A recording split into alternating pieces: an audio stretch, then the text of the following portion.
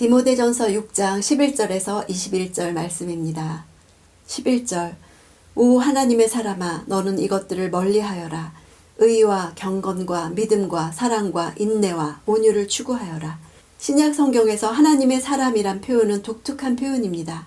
구약에서는 모세와 사무엘과 다윗과 엘리야, 엘리사 등에 사용되었습니다.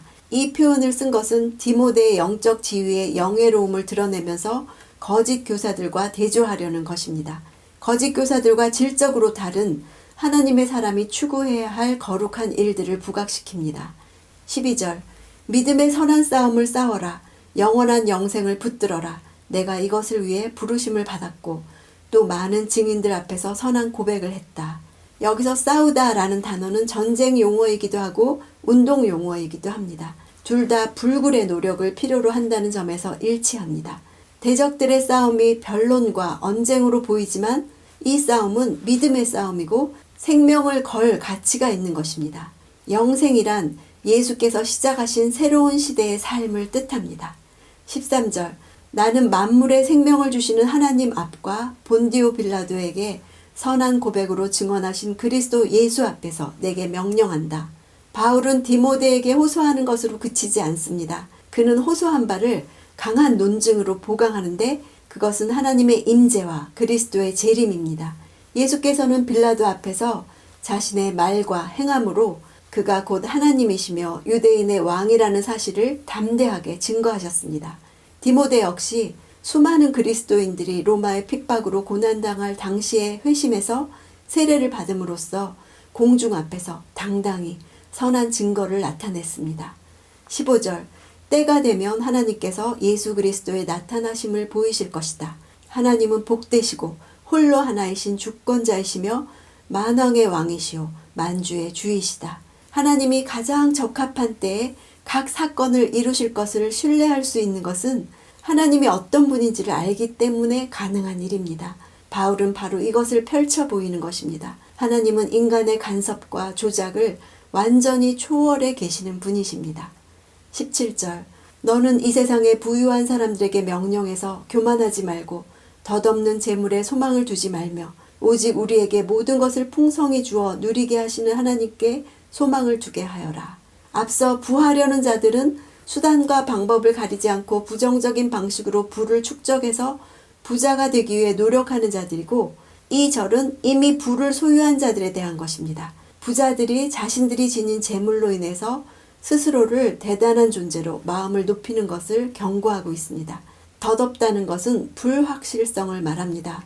부자들은 재물이 불확실하고 불안정하다는 사실을 인정하고 그것을 신뢰하지 말아야 할 것입니다. 하나님이 풍성히 주어서 누리게 하신다는 것은 금욕주의적인 종교가 아니라는 점을 나타냅니다. 부자들이 범할 수 있는 오류 가운데 치명적인 것은 재물을 주신 분에 대해서는 관심이 없고 재물 자체를 탐닉하는 것입니다. 18절 또한 선을 행하고 좋은 일을 많이 하고 아낌없이 베풀고 기꺼이 나누어 주게 하여라. 부자들의 책임에 관한 것이죠. 바울은 부자들에게 그들의 부를 포기하라고 권하는 것이 아니라 오히려 그들이 힘써야 할 또 다른 종류의 부가 있다는 사실을 말합니다. 좋은 일을 많이 한다 해서 많이 한다는 것은 풍성히 주어 누리게 하시는 하나님의 부요하심을 본받는 것입니다. 기꺼이 나눠주는 것은 함께 나누고 공감하고 교제하는 뜻이 있습니다. 단순히 부자들이 가난한 자들과 나누어야 할 것이 물질에 불과한 것이 아니라는 사실을 말합니다. 동정은 정서적 차원에서의 일치나 공감, 마음을 뜻하는 것이기 때문입니다. 19절 그렇게 함으로 그들이 자신들을 위해 기초를 든든히 쌓아 앞날에 참된 생명을 얻게 하여라. 이것은 현세의 삶에 대비하는 것이 아니라 내세의 보장에 대한 것입니다. 기초는 결코 허물어지지 않을 것으로서 구원과 천국 상급을 가리킵니다.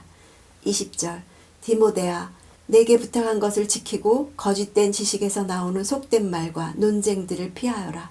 부탁한 것이란 원래 법정에서 사용되는 전문 용어입니다. 안전을 위해서 다른 사람에게 맡겨놓은 돈이나 귀중품을 뜻합니다. 여기서는 지금까지 말한 건전한 교리나 교훈입니다.